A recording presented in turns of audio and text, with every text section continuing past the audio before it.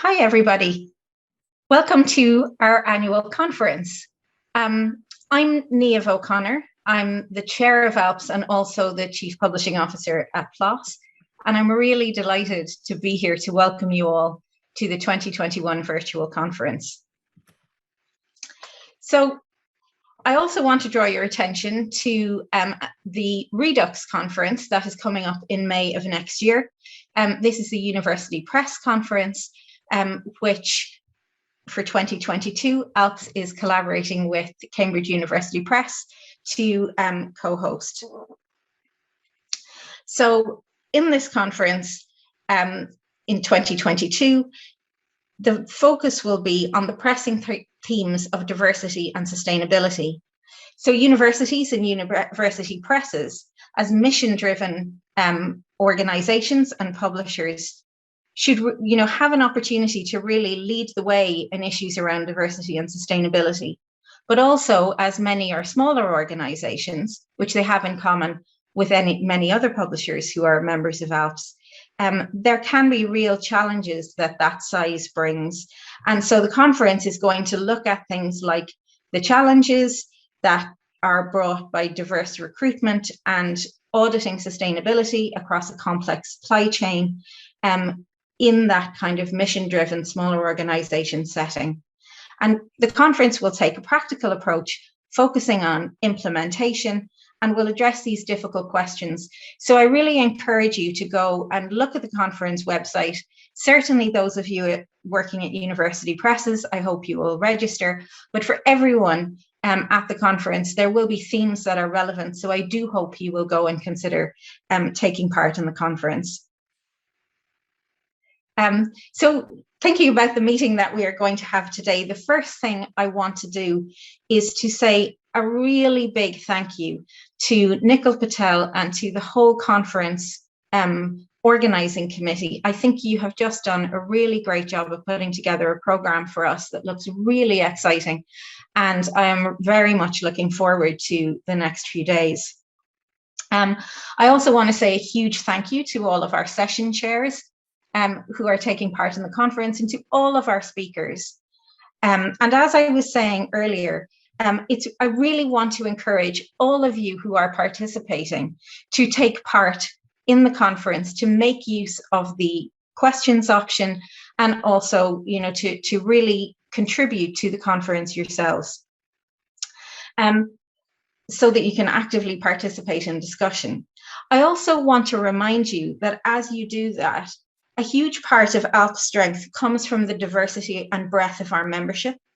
And one of the really great things about our conference is the ability to learn from and engage with people who have perspectives that are very different from our own and experiences that are very different from our own.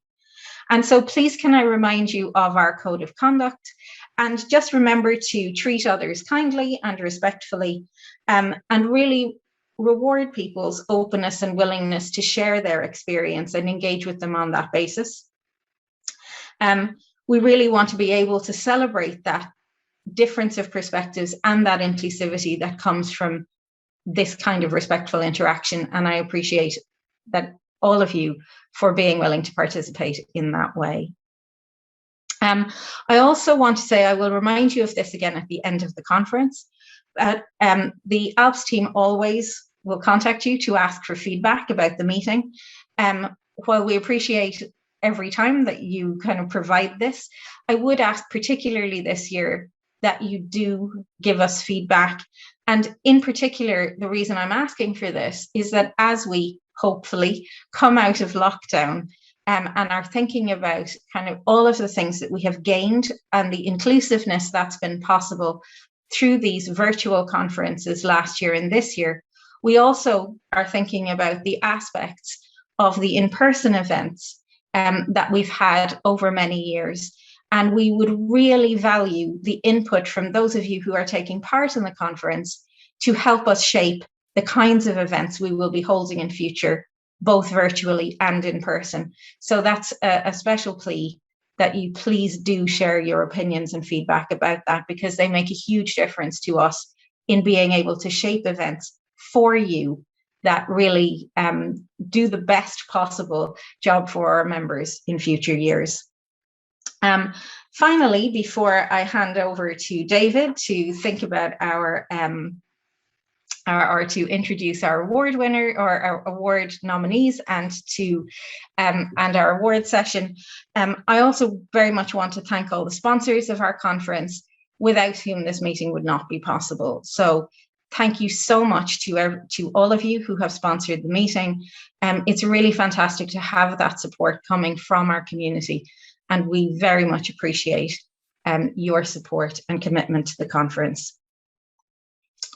Very last thing is just to say, as those of you who have been attending ALPS conferences over many years will know, we have an annual charity event in collaboration with and supporting FODAD. It's happening tomorrow.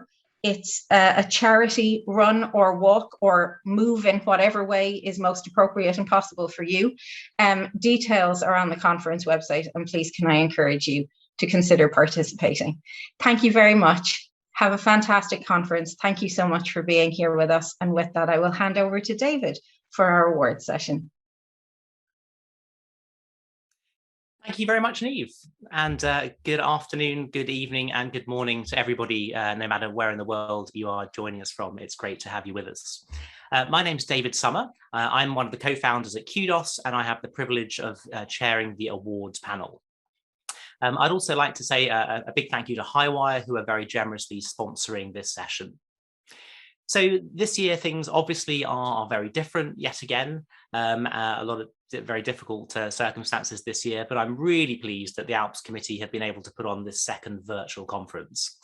And it's been a really good year for the awards as well. We've had almost 30 entries to the awards, which is really impressive given what everyone's been dealing with. With each application, we have requested a short statement of innovation, which is a short sort of paragraph explaining in sort of a summary form what the innovation is for the product, the service, the initiative, and so on. And we have again published all of those on the ALPS website, so they're all available there for you to read.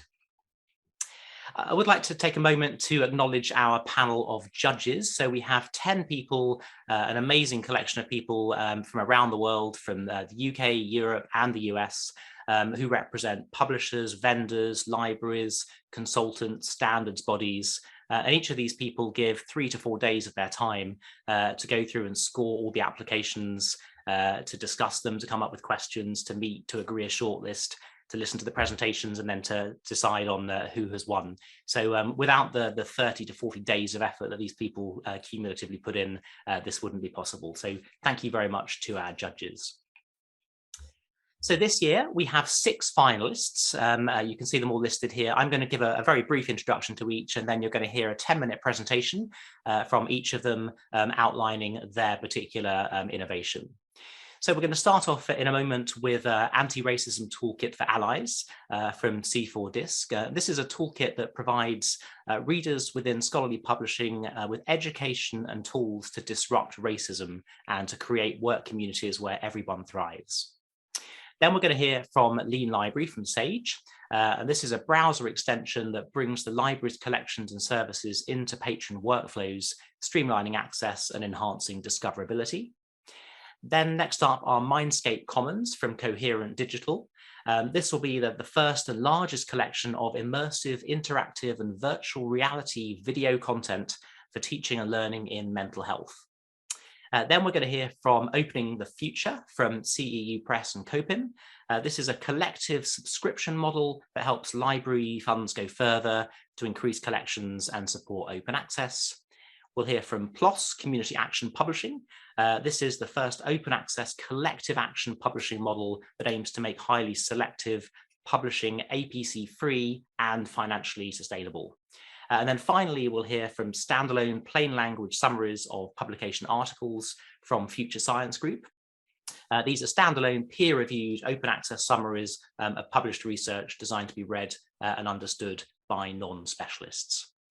So quite a lot to get through, and many congratulations to all 6 on being shortlisted. The standard of competition was again high this year, so very well done to all 6. So you're now going to hear from each of them 10 minutes each. I'll endeavour to keep them to time, and we'll then hand over to the very first of those, which is going to be Anti-Racism Toolkit for Allies. So over to Jocelyn, the floor is yours. Thank you, David, and thank you for the opportunity to present today. Just going to get my slides up. My name is Jocelyn Dawson, and I work at Duke University Press, and I'm going to be talking with you today about the Anti-Racism Toolkit for Allies, which is under the umbrella of the Coalition for Diversity and Inclusion in Scholarly Communications. Our project provides tools that can be used to construct an anti-racist framework for scholarly publishing. But we believe that these tools can also be used by librarians, researchers, and others working within scholarly communications. The project includes 3 toolkits, one for allies, one for Black, Indigenous, and people of color, and one for organizations. And I'll be talking to you about the Allies Toolkit today. I organized the Toolkit for Allies with my co-leaders Nicole Coggins, Gisela Fosado, and Melanie Dalachek, and we were joined by over 50 volunteers from across scholarly publishing. Our volunteers included designers, copy editors, production coordinators, and many more, who all worked with the desire to create something new and revolutionary for our industry that could accelerate change around anti-racism efforts. This project was truly a labor of love for us as co-organizers. It first started as a shared conversation among our small group and was incubated at the Triangle Scholarly Communications Institute. 10 months later, as our project neared completion, we reached out to C4DISC and formed a partnership where C4DISC will host the toolkits and will facilitate the development of future toolkits.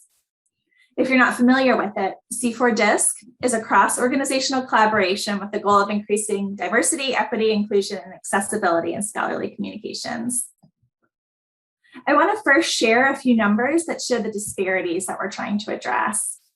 So in 2016, a survey in Learn Publishing showed that the scholarly publishing workforce is 91% white. In 2020, the Publishers Association survey found that only 13% of publishers identify as Black, Asian, or minority ethnic. And Lee and Low Books has been conducting a diversity baseline survey for the industry, including trade publishers. And their 2019 survey showed that the workforce is 76% white. So we think that this is primarily for 3 reasons. First, our personal networks tend to be overwhelmingly racially homogenous. So when we share job postings only with our network, the problem compounds. 2, historically, publishing has relied on the labor of unpaid interns and low-paid entry-level positions, which preclude people without economic advantage. And 3, hiring organizations then prioritize applicants with previous industry experience, like unpaid internships, rather than those with transferable skills. So in recent years, there have been numerous DEI committees started around our profession. And our project started out of a belief that the work of these committees could get a kickstart if we could provide tools and training materials. We also really wanted to reframe the discussion. A lot of DEI efforts to date have focused on pipeline programs and recruitment, but these programs do not get the root of the problem, which is the role of white supremacy in our workplace culture. We thought it was really crucial to bring an explicitly anti-racist framework to the discussion, to explicitly name white supremacy, and to talk frankly about the work that white people in our industry need to do to change workplace culture. Our tools are based on anti-racism work by the Racial Equity Institute and Allies for Change. The guide is free to access and is published under a Creative Commons license, which was done with the hope that others might adopt the toolkit for their particular region. Now I'm going to tell you a little bit about the substance of the Guide for Allies. We started with this guide, which is a guide intended primarily for white people, because in an industry as white as scholarly publishing, white people doing our own work to recognize and dismantle white supremacy is critical for meaningful change. The Anti-Racism Toolkit for Allies promotes understanding and awareness of white advantage, as well as information about how to disrupt racism and create workplace communities where everyone thrives. The document includes 5 key steps to becoming an ally, as well as a chronology of white supremacy, sample equity and inclusion programming from publishers across our field, a sample list of affinity groups, and a list of recommended racial equity training organizations, among other topics. Our hope is that the content of the guide will help allies within scholarly publishing accelerate progress toward a more inclusive and welcoming workplace culture. We want to replace a culture of perfectionism, which is an aspect of white supremacy, with a culture of learning and growth. Here's a quote from the anti-racist trainer, Niamh O'Connor. Develop a culture of appreciation where the organization takes time to make sure that people's work and efforts are appreciated. Develop a learning organization where it's expected that everyone will make mistakes and that those mistakes offer opportunities for learning. And for those of us who are doing anti-racism work, we know that mistakes are made along the way and that our best way forward is to stumble forward and acknowledge those mistakes and keep going. If you're not familiar with Niamh O'Connor's work, I recommend that you search for Niamh O'Connor and white supremacy culture, and you can read a list of how white supremacy culture shows up in our organizations. The toolkit's been embraced by the scholarly publishing community in ways that have far exceeded our expectations. The page has been downloaded over 9,000 times, or the page has been viewed over 9,000 times and downloaded over 3,500 times. It's been covered by a number of media publications, and we've given almost 24 presentations on the topic, reaching over 1,000 people. And I want to share a story from one of our volunteers that shows some of the impact that the guides have had.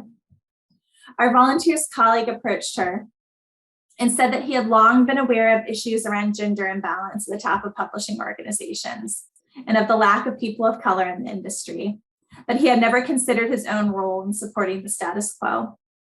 After reading the toolkit, he realized that he doesn't go outside his network to invite people who don't look like him into the spaces that he has access to, and he's been working hard to change that. One of the most rewarding results of the toolkit has been seeing other groups use it as a jumping off point. We're really pleased that forthcoming guides from C4DISC will address disability and inclusive language and images. The relationships that formed among our group of volunteers is another really positive outcome. The project connected people working at large commercial publishers with folks at small university presses and scholarly societies. And the volunteer pool for the toolkit of organizations is similarly diverse, and we're really pleased with the idea and resource sharing that's come about through these relationships. The toolkit for organizations launched at the end of August, and it's had about 7,000 views. For this guide, we partnered with the publishing platform PubPub to facilitate collaboration. And we were also really pleased to partner with the George Washington University Masters in Publishing program for some of the editing of the guide. We had around 60 volunteers for the effort. The toolkit for organizations addresses topics such as budget, building internal structure for equity work, recruitment and retention, mentorship, employee development, and how to measure success. We'll be presenting on this toolkit soon at a Council of Science Editors webinar and at the ISMTE meeting if you want to learn more, or you can visit the link on these slides. So what does success look like for this project? So our goal from the start has been to create a culture shift in publishing. It took many years for people to acknowledge that there's a problem in our field. And we know that while some trainings can be put in place immediately, building understanding and changing culture will take time. It's our hope to continue providing resources that will keep conversations moving forward and hope that the relationships and connections that the project has fostered will continue to grow and advance these conversations as well. Success will mean white people doing the work to understand their advantages and actively work on an individual level, a relationship level, and a community level to dismantle white supremacist culture and create an environment where everyone can thrive. We want BIPOC publishers to feel seen, supported, valued, and to hold positions of power and authority within our field. We want them to stay in the industry and feel that they belong. That concludes my presentation. Thank you for the opportunity to talk with you about our project today. Excellent. Thank you very much, Jocelyn. Excellent presentation. We're not going to take questions after each session, but we do have a networking break right after the session, and I hope many of the panelists will be available during that session as well to answer questions. So thank you, Jocelyn. So we'll now move on to Lean Library Futures from Sage, and we'll turn it over to Matt Hayes. Matt, the floor is yours. Thank you very much, David. I'm just going to share my screen.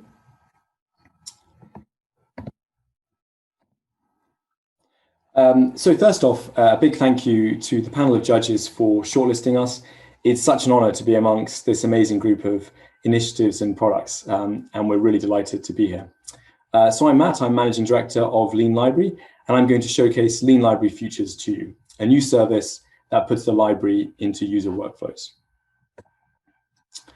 So what is Lean Library Futures? Well, it's a browser extension that helps streamline access to library services and resources, enhances discoverability of those services and resources, as a result grows usage of them, and then fundamentally increases the visibility and, importantly, the impact of the library on learning outcomes and research discovery.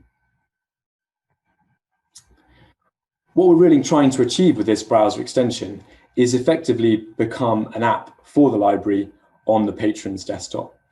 And in achieving this goal, we aim to support libraries making that shift from being a destination that the user must come to, whether it's the physical building or the online infrastructure around the digital library, into a new era of library services where the library can go to the user and be embedded in their workflows, patron-centric and able to support that learning anytime, anywhere. To do that, we have integrated our browser extension with each pillar of the library's service provision to its patrons. So access, which is something that Lean Library has focused on since its inception in 2016. But now with Lean Library Futures, also library support, library discovery, library content, which is both the special collections of the library and those publisher and third-party services and resources they subscribe to, library feedback and that connection between librarians and their patrons, and library curation. And in integrating those pillars with the browser extension, we're trying to bring those parts of the library into the user's workflow. Lean Library has over 150 library partners worldwide, ranging from academic universities to public libraries and corporate libraries as well. We have over 200,000 active users of the browser extension on a monthly basis. And the average uptake rate of our browser extension in those institutions and those partners is 25% of the eligible population. As you might expect, as a tool that supports remote and hybrid access to the library, we've seen a dramatic growth in the last few years, accelerated, of course, by the last year and a half extraordinary situation. But we see the pandemic as really accelerating long-term shifts in user behavior, with patrons, whether they are undergraduates, researchers, or faculty, often working remotely and often working outside of the library's preferred workflow. In building out Lean Library Futures, we've partnered closely with libraries to understand what they want to achieve and how they want to position the library for the future. And these are just some of our development partners that we've worked with across Europe, the US, and internationally. But it's really best to show you this in the workflow. So what I'm going to show you is a genuine patron experience when they have the Lean Library Futures browser extension downloaded. What you can see on the right-hand side is a very discrete logo from Cardiff University. We call this the Workflow Librarian, and we inject this on any web page where we have relevant library services or resources to deploy from the institution in question, here, Cardiff University. And the first example that I will show you is the user clicking that Workflow Librarian to expand it and to surface a menu of options. And this is really why we feel this can be an app for the library in the user's workflow. So those options can include library support, library chat, library feedback, content, and search. In this particular case, they're going to click library support. And in doing so, via integrations we have with the library's guides and their CRM, we can bring in the relevant guide for that particular domain. We could also bring in the relevant guide for the search query by scraping the term business ethics and bringing, for example, a literature review of business ethics that the library may have already created, bringing that into the workflow. And we also integrate with providers of these library guides like SpringShare, so we can automate that process for libraries. Another good example is our library search integration. So what you saw just there was the user triggering the delivery of search results from their library's discovery service directly into Google Scholar. And incidentally, this is achievable on any website or domain. We just find Google Scholar is a really great use case for it. And we believe this is going to help users expand their discovery process when we know so many patrons are now starting in Google and Google Scholar. Via this integration, the user can then go directly to the library's discovery layer and access the content in question. Streamlining content we also do via integrating with Google Scholar to help libraries set up direct full-text links to the library's discovery layer, streamlining access when users are off campus, taking them to the publisher website, and from there straight to the PDF. And throughout, as you can see on the right-hand side, highlighting that it is the university that's helped provide this access to the user. We also do this for ebooks and other academic resources. And this little example here, if I pause for a moment, shows you that we can really achieve this across all parts of the workflow. So here, the user's on Amazon looking at an ebook, and we're able to tell them that actually their library has this ebook, and if they click this link, they can go and access that ebook and avoid paying the expensive ebook price on Amazon.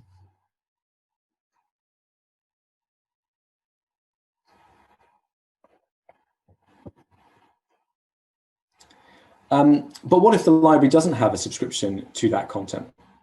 Well, here is an example where the user lands on the publisher's site and they are asked to buy the article because they don't have access via their library, or we're able to service legal open access alternatives that we have via a large open access database through integrations with Unpaywall and Core, saving the library and the user money, and also preventing those failures in the discovery process. And a final example of how we can help streamline access for users is for unconventional academic resources, for example, like the New York Times, where because they don't offer single sign-on for users, often library patrons are unaware their library has subscription. Or we can surface a pop-up from the library that tells them that they do have access, and this is where they go to get the login details. Now I'd like to show you the library content integrations we can achieve. So here is a user on YouTube. They're searching for an academic term. If they click the library content item in the menu, they can bring in relevant library content, in this case, a video on gold nanoparticle synthesis from Jove. And if they want to, they can click the link to go directly to the relevant page on the publisher website, therefore enhancing discoverability of those publisher resources libraries have invested in. Another example would be on Wikipedia. In this particular instance, we use taxonomies with publishers that we integrate with to highlight, when the user requests it, all the relevant terms on the page that the library has content for. And we surface a publisher-branded pop-up with the preview content from the publisher's site and a link to the relevant page on the publisher website.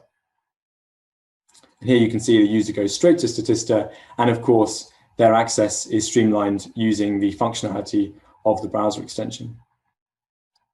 While on this particular publisher site, I can show you another element where we are trying to bring the relationships between librarians and patrons into this digital world. So in this case, a user can deliver feedback on the resource there and then when they encounter it in their workflow. So they click library feedback and they can give a net promoter score against various different options the library selects, and that will go into the librarian's dashboard and is available to map to quantitative metrics such as counter to enhance the library's collection strategy and their support for their patrons. And while we're on this area of librarian-patron relationship, we can also bring librarian chat into the browser extension so that patrons can communicate directly with their librarian when they're working. And then finally, we're also looking to bring that historic contribution of library curation and information literacy into the workflow. And we do this through the Library Insights feature, where when a user chooses to, they can surface information that their library would like to display against individual content. And that's configurable by the library. So brief example here of citation context, but you could also bring in abstracting and indexing databases, social media content, and potential retraction information or predatory publisher information. In terms of the benefits of this, we know that usage of the collection grows when access is simplified, and we've seen that through many case studies with our library partners. We decrease turnaways and those that giving up on the route to finding the content that the student needs for their learning or the researcher for their research. We also know through early case studies of Lean Library Futures that enhancing discoverability, such as by bringing LibGuides for Google Scholar or publisher content into Wikipedia, dramatically increases usage of those library resources that they have invested in. In this particular case, a 600% growth in usage. And finally, we already have an average usage of 25% of our institution's eligible population. And we believe that by building out the browser extension to all of these additional areas of library provision, we can really increase uptake of the browser extension and make this an essential tool. And in our Librarian Futures report, where we've surveyed 4,000 librarians and patrons, we found that both librarians and patrons would definitely, or probably would, download an app that would give them quick access to relevant library services and resources in their workflow. Thank you very much for your consideration. Great, thank you very much indeed, Matt. A great presentation. So next up is Mindscape Commons from Coherent Digital, and this is about virtual reality content. So we thought we could provide 150, 200 virtual reality headsets to all the participants and delegates today, but that might blow the ALPS budget. So we're going to hand over to the experts to show us, and we'll sort of tune in. So thank you very much, and over to Pete and Elizabeth. The floor is yours. Great. Thank you so much, David, and to the ALPS Awards Committee. And hello, everyone. My name is Elizabeth Roby. I'm the editor for Mindscape Commons. Pete Ciaffetti, our Chief Technology Officer, and I are honored to be here in the company of all of the other wonderful nominees and to have the opportunity to tell you a little bit about Mindscape Commons. Mindscape is the first and largest collection of virtual reality content for teaching and learning in mental health. It's designed for college and university faculty to use in their training with students who plan to become the next generation of counselors, social workers, psychologists, and other mental health providers. So what makes Mindscape Commons innovative? Well, imagine you're a student learning how to help someone heal from a very difficult experience. Part of being a successful mental health provider is to feel empathy for your client. Our content can help to enhance that very important trait and skill. What does it feel like to be bullied, suffer from depression, or face racism, for example? A virtual reality environment can help build that empathy through immersion. It can also help to develop better awareness of issues and ways to respond to those issues that go beyond what a textbook, a case study in a textbook, or a regular 2D video can do. This first clip that we're going to show you in just a bit shows examples of some of our virtual micro cases. Now, these are 3 to 5 minute immersive videos that you're watching in a headset, and you're watching and listening to the clients talking to you who are in some form of distress. For the purposes of this presentation, we're not showing some of our higher distress level videos, such as trauma or suicide ideation, but rather some examples of anger, anxiety, and depression. So Pete's going to play the clip. Oh, I'm here because she wants me to be here. I feel my heart beating really, really, really fast, and I get so nervous, and I feel like my breath is getting shorter and shorter. My thoughts are always just about what could possibly go wrong, or like all the time. It's like just constant chatter in my mind. I can't get it to stop.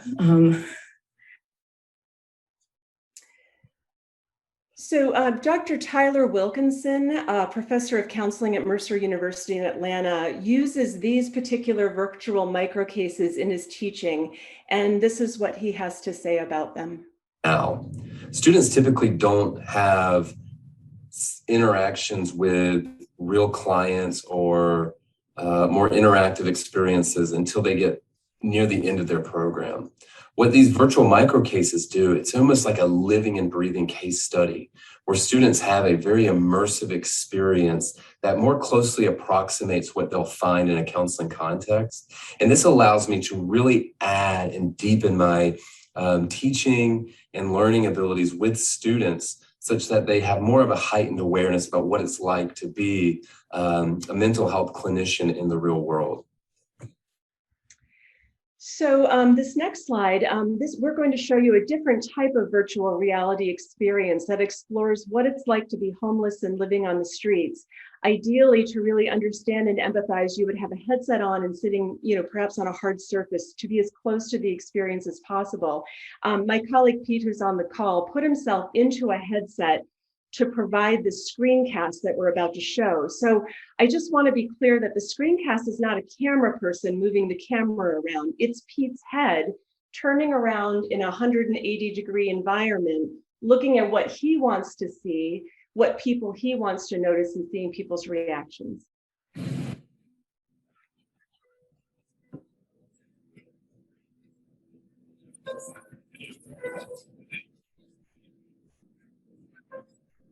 You can see people walking past you and they've got homes, they've got a job.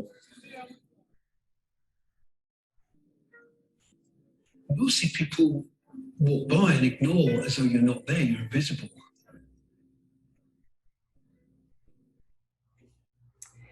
We have many more examples of VR content, but in our short time, I do want to highlight some of the other capabilities that make Mindscape Commons so innovative. We have created an open access directory of faculty VR projects, open sourced 360 video content, and links to commercial VR projects, all freely available to the community with just a simple registration that's free to Mindscape Commons.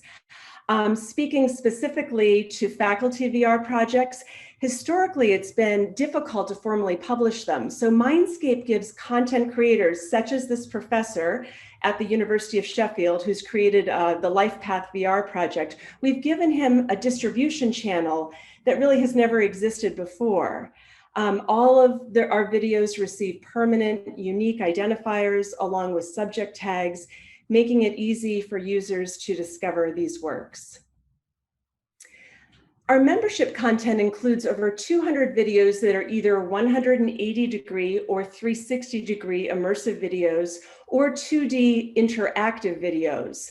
And when we set out on this journey, we discovered that there was not a lot of virtual reality or immersive content available in the mental health field.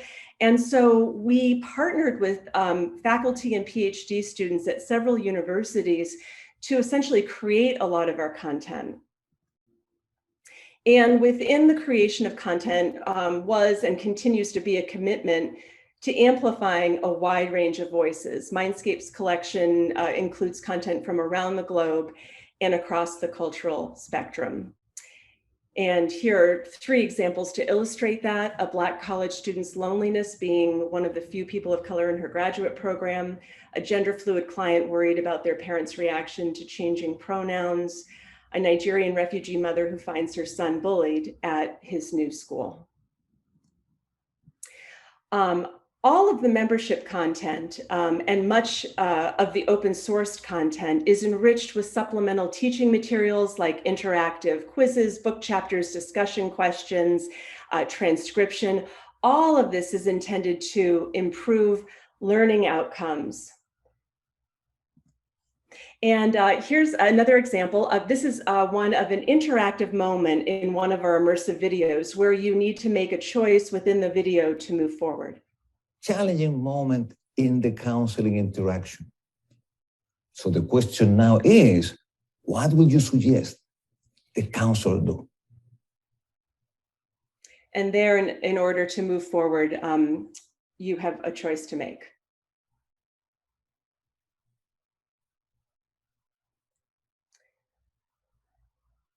I think, Pete, are you going to, I'm going to pass it over to you now, or would you like me to take this slide?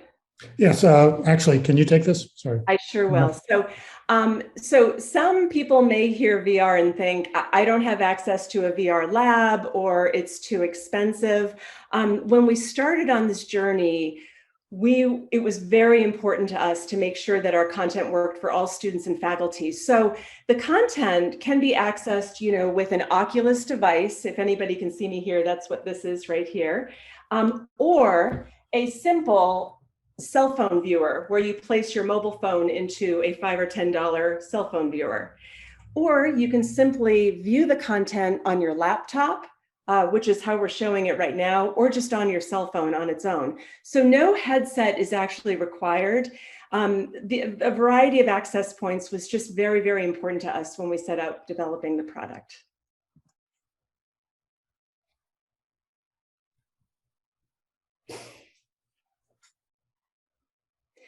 So Mindscape is a product of Coherent Digital, and we began in 2018 and formally launched the site the Mindscape Commons site just 10 months ago.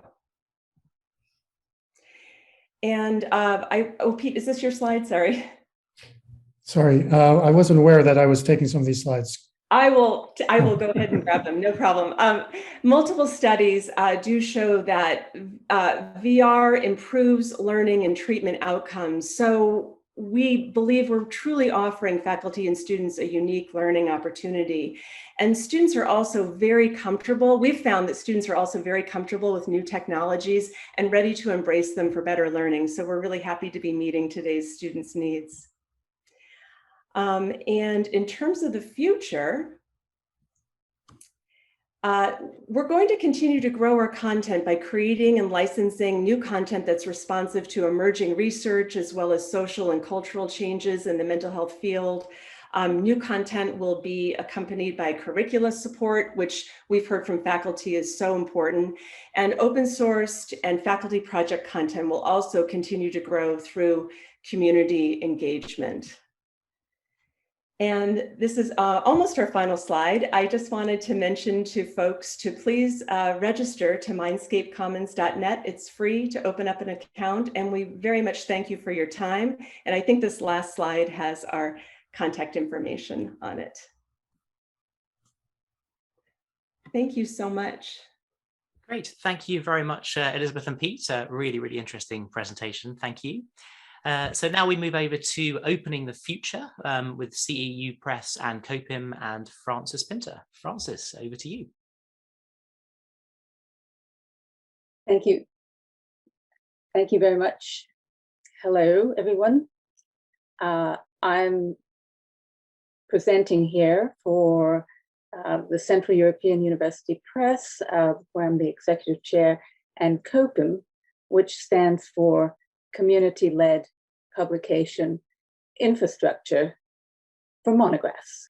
And this is a project that's been funded by Research England and Arcadia. Opening the Future is just one part of the COPIM program, which is working on all aspects of monograph publishing to deliver efficient and cost-effective open access. Now, before going on to tell you about COPIM and the model, the business model, I'd like to tell you a little bit about the press itself. It's been going for nearly 30 years. It has a backlist of 450 titles, and we publish around 25 new monographs a year. CEU Press has used the traditional business model of monograph publishing, watching print sales decline, prices going up.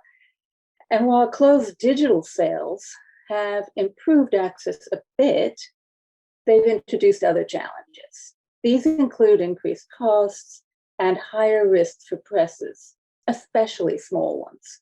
So our problems are faced by most other small university presses as well. Now, in the spring of 2020, we, like many others, made much of our content open access to researchers and students as libraries were physically and suddenly closed. Our research grew, and interest in our books was far wider than we anticipated. Downloads increased tenfold and reached 129 countries. And 7 of our top 10 downloaded titles were over 10 years old. That showed to us the strength of our backlist. So while we already had a few open access books funded mainly through, well, exclusively through BPCs, we wanted to see if there was another way of achieving open access for our monographs. So with Niamh, who many of you know, we developed the Opening the Future business model. Now, it is ideal for small and medium-sized existing university presses, in our view. It's a model that we think will work for existing small business and medium-sized presses with a backlist that can be leveraged. It combines the concepts of membership with subscription. And we've borrowed very heavily from the S2O models coming out of the journal world. These subscription fees fund the open access front list while also making a collection available from the closed backlist for a subscribing member. Now, we don't need to reach an overall threshold to open up our books. We open the front list ones one by one as we increase the number of members who are pledging. And we call this dynamic scaling. And I'll get back to that in a moment. Funding is from the libraries. They can allocate funds either from their OA budgets or, and we hope increasingly, they'll be reallocating money from their collections funds. Now, the next slide shows just how the number of titles grow incrementally. In our case, in this particular scenario, it's roughly 1 book for every 10 members. There's a 3-year commitment. And so we know that as members grow, so do the number of titles that we can make open access. And we can plan for this. And that's what we call our dynamic scaling aspect to the model. The next slide shows what the libraries themselves receive for their membership. For each subscription, they receive 50 backlist titles. These are a choice of 4 packages, and libraries can choose whichever fits their own collection requirements best. They receive unlimited usage, DRM free, on a term access basis until the end of the 3-year period, at which point the content is theirs on a perpetual basis. And all of the money that is raised in this way goes towards enabling the front list to go OA. In the next slide, you'll see the tiered membership fees. Here, a library receives access, as I've said, to 50 titles. For largest libraries, 1,200 euros, smallest 350. They also receive metadata, MARC records, KBAR, counterstats, etc., all seamlessly from the Project Muse platform. And also in this example, we show that we're aiming to raise enough money to fund 25 new monographs every year with this support. Here we've modeled it with 25 mid-level libraries joining. Of course, we don't know what that mix is going to be. That may be more larger libraries, or smaller libraries may bring that average down. We'll see. And there's something in this model for every type of library. We think it's attractive to a broad range because on the one hand, if a library already has most of our backlist, they would be interested in subscribing because the front list, which would otherwise remain closed if we didn't raise the money somehow, they will be getting cheaper than if they were buying those books the way they had in the old-fashioned closed way of buying them. For those libraries that only have a small number of our titles, this is an opportunity to increase their collections in a cost-effective manner. And they know that they are also, at the same time, contributing to future books being made open access. So why is this important? And why is it important to have models for small and medium-sized publishers that's different to journal publishers? And I think there are lots of reasons, but this particular slide shows very succinctly some of the numerical reasons as to why. So if we look at DOAB, you see 602 publishers registering nearly 37,000 books in open access. And from the Directory of Open Access Journals, there are 100 publishers and lots more journal articles. So the number of publishers publishing in open access is much more consolidated.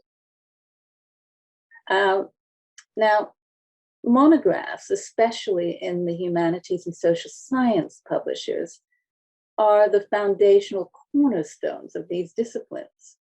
And there are many more small specialist publishers servicing this part of the academic publishing ecosystem.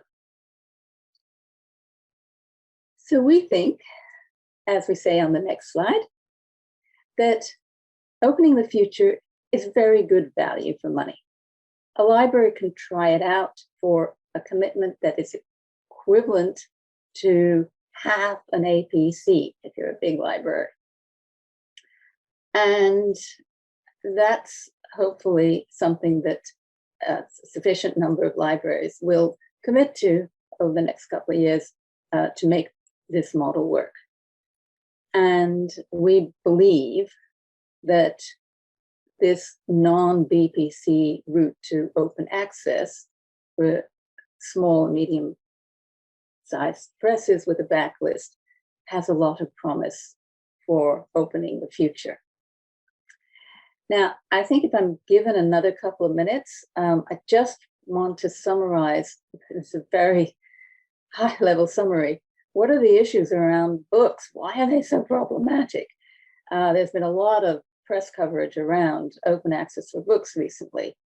Well, books could be left behind journal OA advancements, and that would be very bad for specific disciplines, specifically in the humanities and social sciences.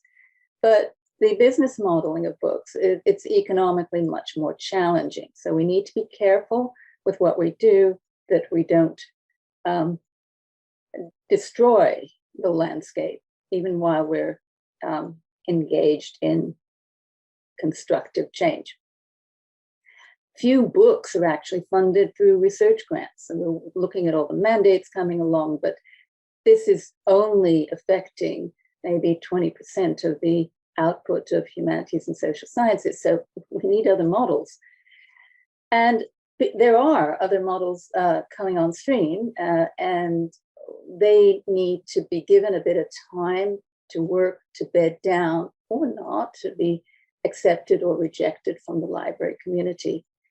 And we need to scale up within newly developed infrastructures, which COPIM and others are working on. And my next slide is what's next? Well, we need to work with librarians to tweak the models where necessary. This has to be a partnership. We have to speed up creating the shared infrastructures. And we really do have to transition to funding open access from regular acquisitions budgets rather than through ad hoc OA budgets from the libraries, because it will all be cheaper in the long run. And we need more nuanced metrics for books that reflect longer usage periods of books. We cannot just take the kinds of metrics that are used in the journal world and apply it for books. So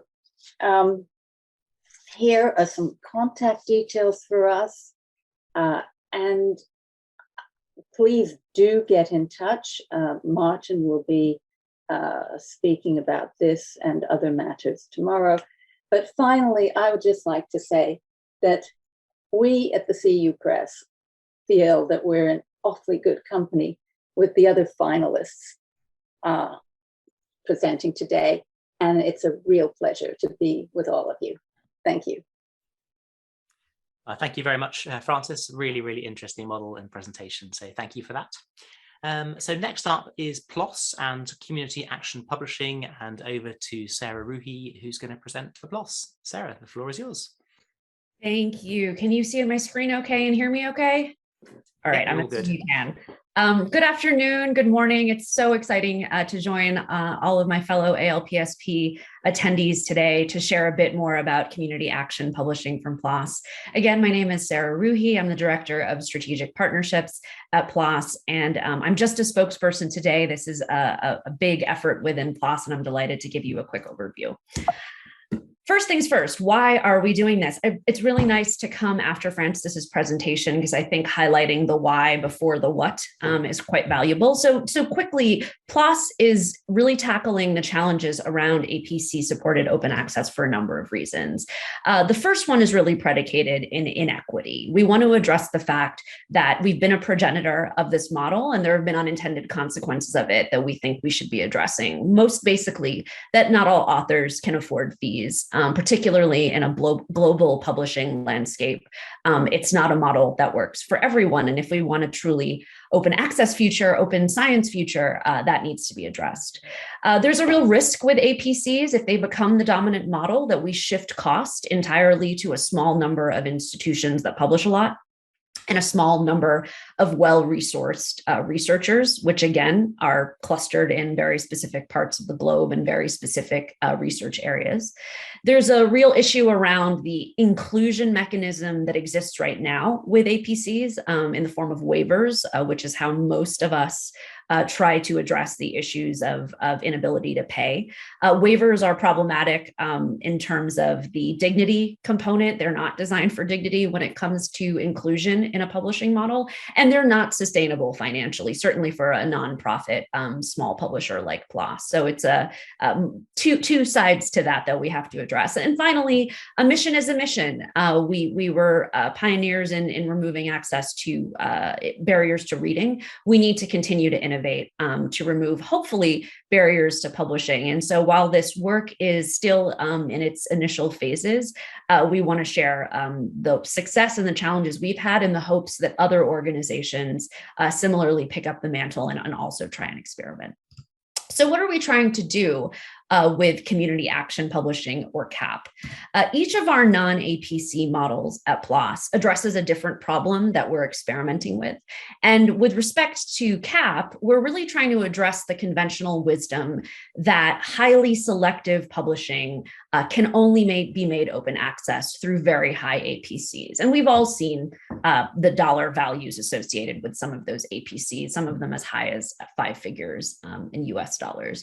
We want to undermine that narrative by modeling what we hope is a different approach. And so what we've tried to do is start by identifying and publicly sharing the costs and the margin that we think are required to sustainably run the titles that are encapsulated in this model. It's publicly available, and we've committed to capping them, which means we don't need revenue above the targets when we reach them, and we will redistribute that revenue at renewal should we meet those targets. We did this by identifying a pool of institutions that may want to be community members based on their publishing history, either as associated with corresponding authors and contributing authors. So that's a nuance that I haven't seen in other publishing models like this, but it's an important one. Lastly, we've set it up so that the annual fee covers unlimited publishing for corresponding authors for the year that an institution is a member, with secondary benefits for contributing authors. And institutions that opt not to join, either because they're not ready to, budget reasons, or just a preference for the APC model, their authors pay a non-member fee. So there's the revenue stream coming from community members joining, and then from authors at institutions that are not participants. Lastly, we've ensured there's a mechanism for read institutions and institutions that do not publish frequently to participate. I'll get into the why of that in a moment. And all of it is public. So the costs and margin are public, the fees for participation are public, the non-member fee costs are public, and all of that's on our site. We've automatically made Research for Life countries members, so just addressing the inability in certain regions to even pay the lowest tier fee. We've tried to just take that off the table.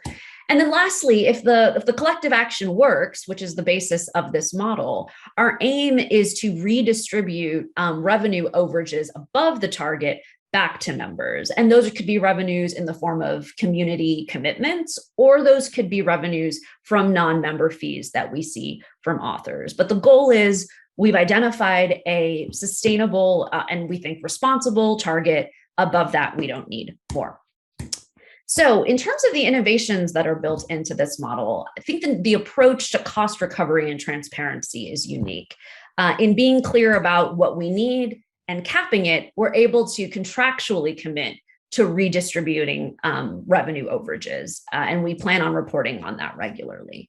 The aim of recognizing author contributions is quite different, and this can feel a little baroque to get into this level of detail, but by recognizing contributing author contributions, we're not only acknowledging the contribution of everyone on a paper, not just the corresponding author, but we're broadening the base of community members who may want to participate by identifying institutions that largely publish as contributing authors, but not corresponding authors. And that's a big shift. It reduces cost for everyone and makes joining fees at those lower tiers much more affordable.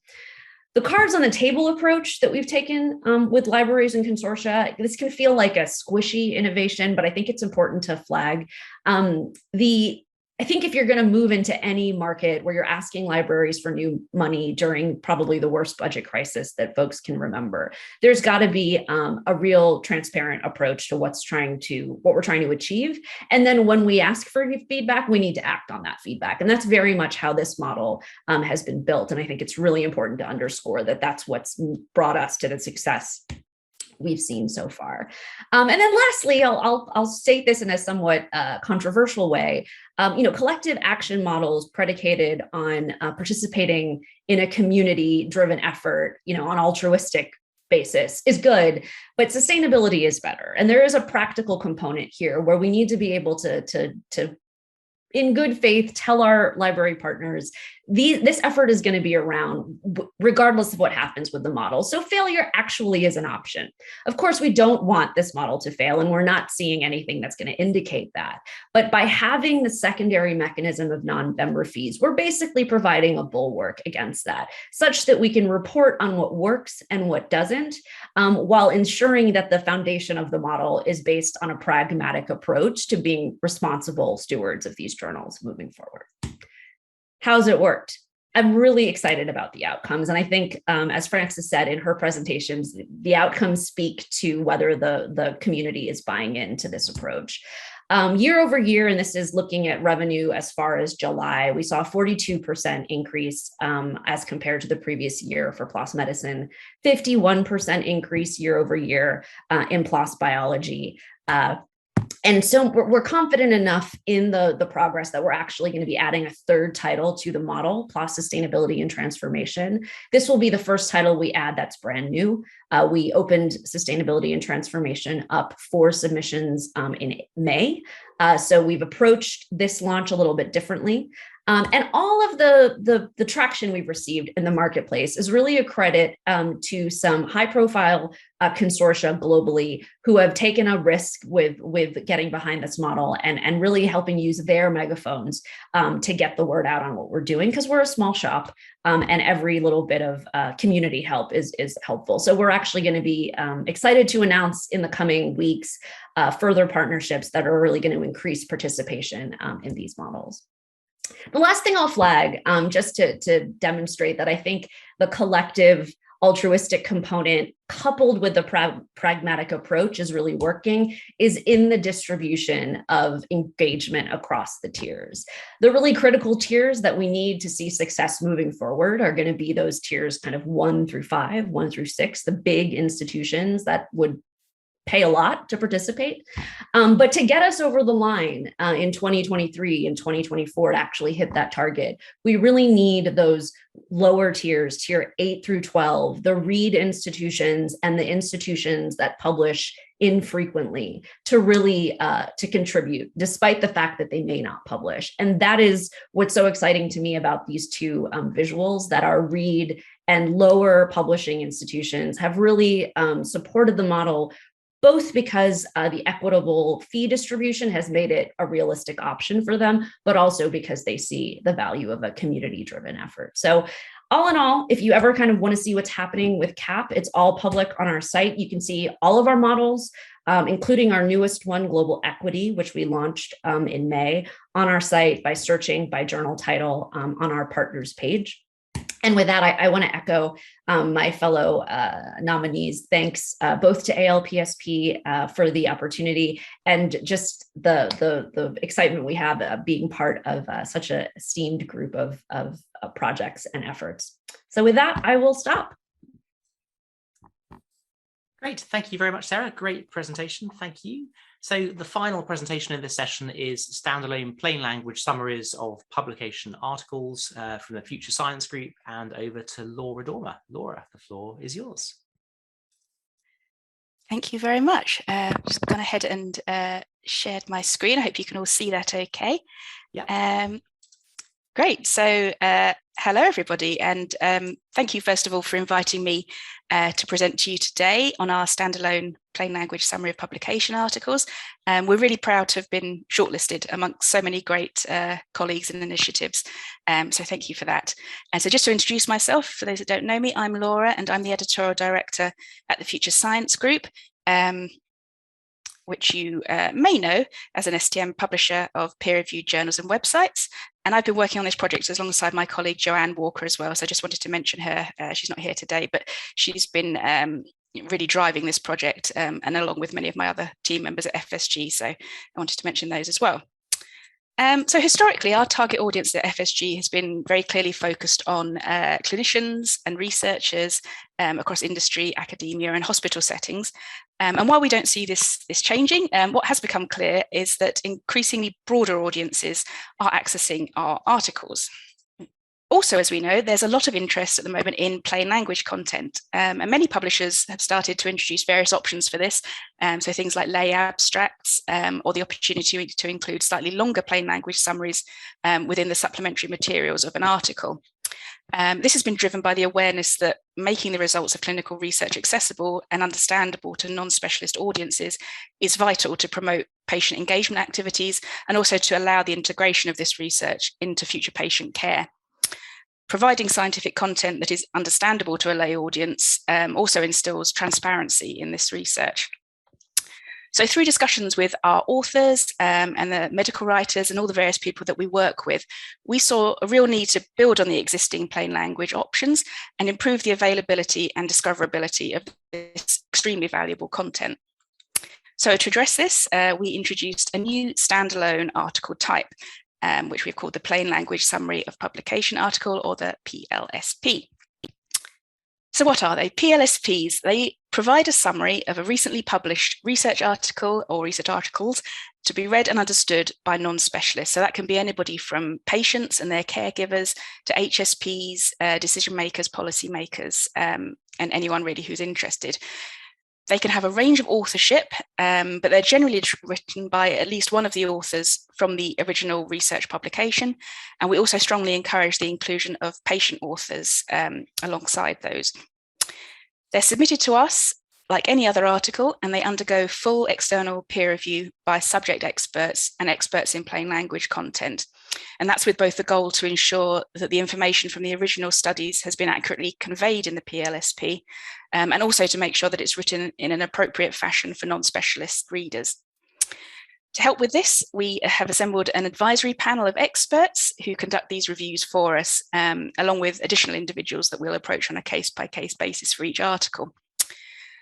Having been through that process and been revised and accepted for publication, the PLSP is then laid out very specifically using a sort of specifically designed, visually enriched template featuring graphics, call-out boxes, things like audio clips to aid in pronunciation of complex vocabulary, to ensure that they really are a lay reader friendly format. We can also give authors additional add-on options for the PLSP if they're of interest, so things like accompanying animated videos, video interviews with authors and things like that. And of course, given the intended readership, it's important that these PLSPs are freely accessible, and they're all published open access, subject to open access fees. And importantly, and I think that maybe that one of the key features is that PLSPs can be a summary of papers that are published in any journal, so including those that aren't published by our own group, so journals not published by Future Science Group. And this is particularly important, we felt, given that some journals don't have an option to publish PLS. And as yet, as far as we know and far as we're aware, we're the only publishers to offer this as a standalone article type for those kind of situations.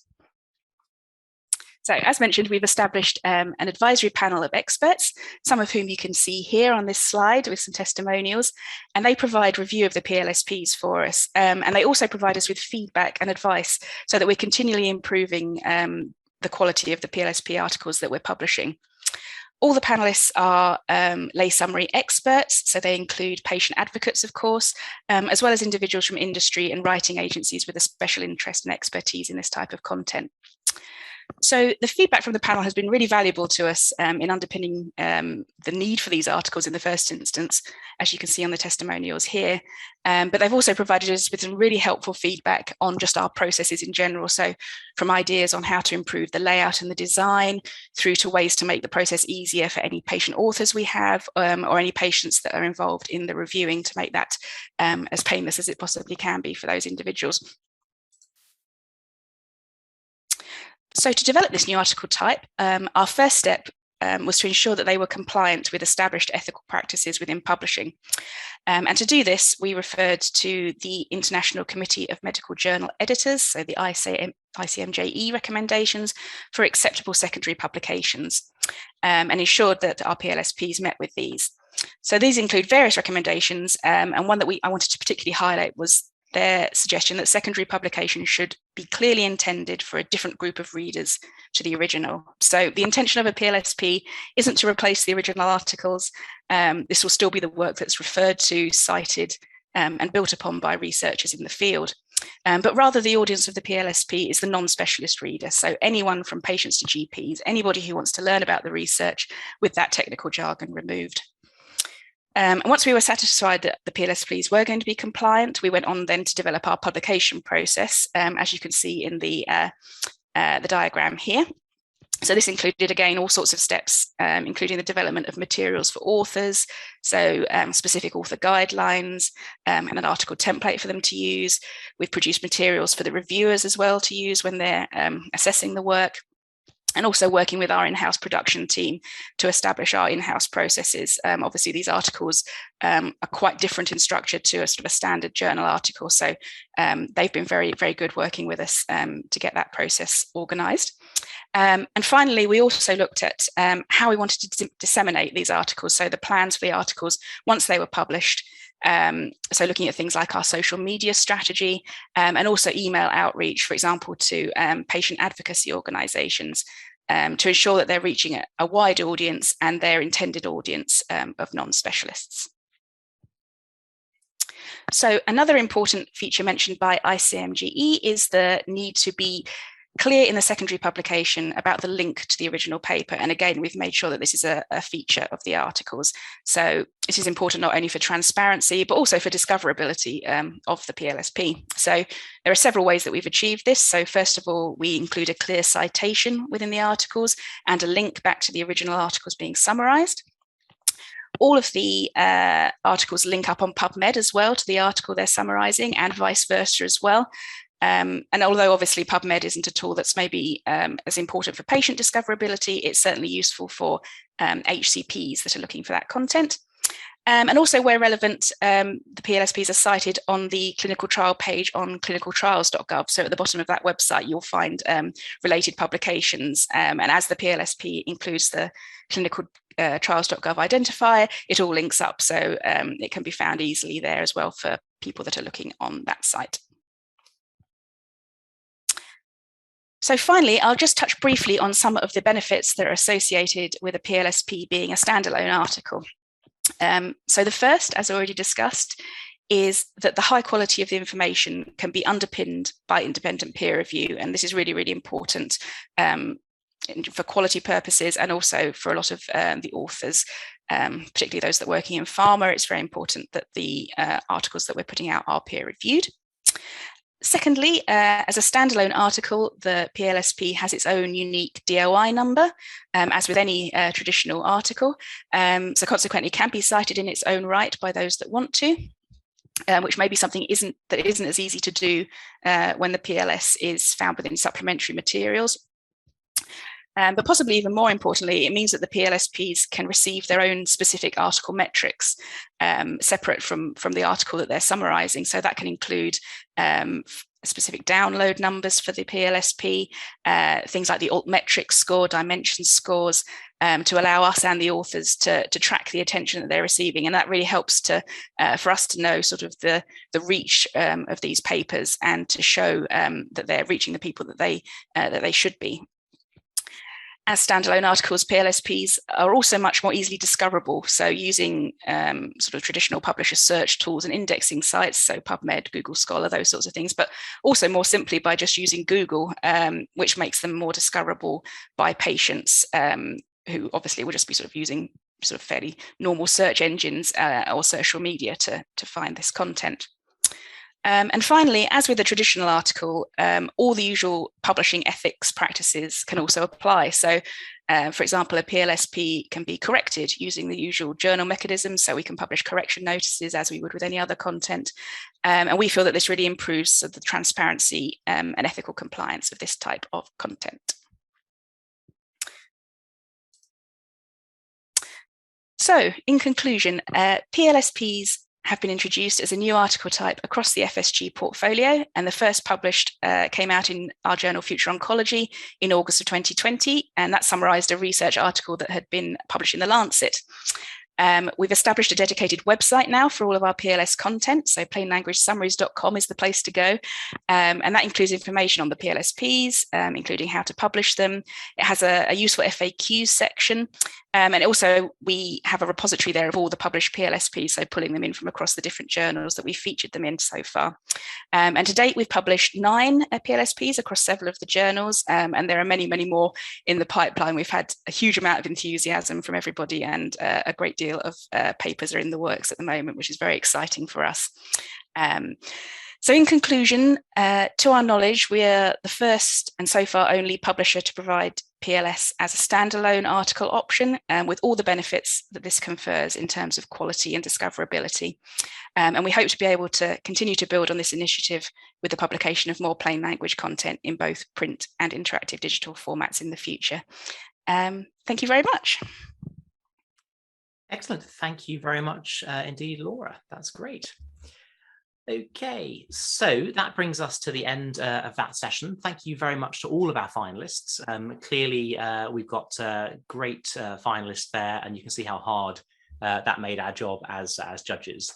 Yeah, a difficult decision, but we have reached a decision, and all will be revealed right at the end of the conference, 4 o'clock UK time on Friday. So there we have it. That's the ALPS Innovation Awards session, all the excitement of a government reshuffle, but with less blood on the carpet. But thank you all very much indeed for joining, and thank you for people around the world as well. We've noticed in the chat, we've got people from India, Sudan and Ghana, amongst other places. So great to have so many people with us, and look forward to seeing you later in the conference. Thank you very much, and goodbye.